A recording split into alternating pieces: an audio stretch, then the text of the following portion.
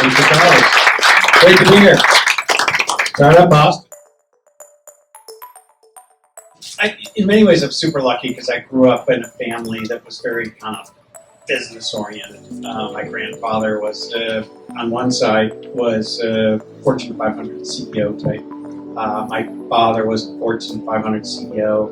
My other grandfather was an entrepreneur in many ways. So I was exposed to that my whole life. And so I always wanted to be in business. I never really thought about doing anything else. 2 months ago, I was in Barcelona. I was in Helsinki. In Helsinki, they have a conference called Slush, which is pretty cool, by the way, if you ever want to go. They have 25,000 entrepreneurs, from around Europe.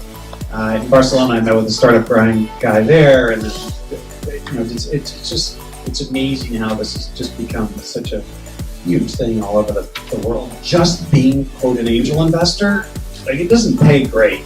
I mean, in the sense that it can't really be qualified as a job because here's what happens.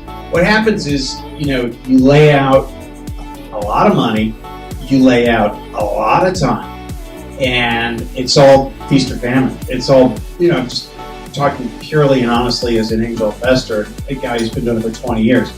It's tough. It's kind of good to keep your day job. If nothing else, just so the wife doesn't think that you're just sort of being a dilettante. So I'm going to give you a little glimpse into what I would call advanced angel investing. So I'll save you 20 years of trying to figure this out. If you're serious about angel investing, what you really want is you want a steady source of cash, like cash flow. So this is really odd. The perfect angel investment portfolio is like a chain of Taco Bells and and a portfolio of angel investments. Because the Taco Bells just keep sending you checks, it's like a great cash flow business, and then you can put the checks to work.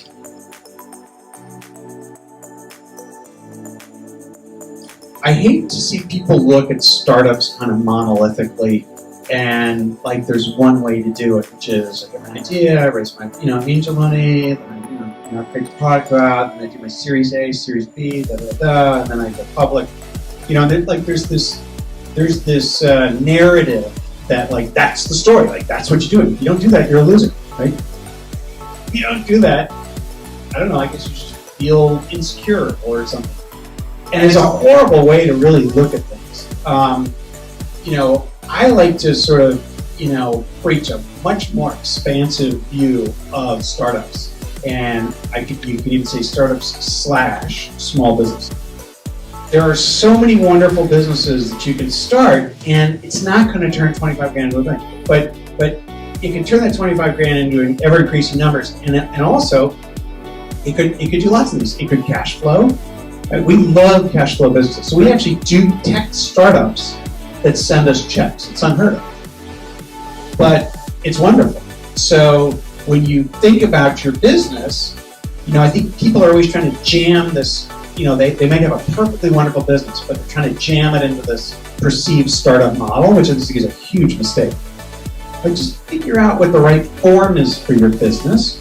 Don't be insecure about it. Feel like $1 million and go make $1 million.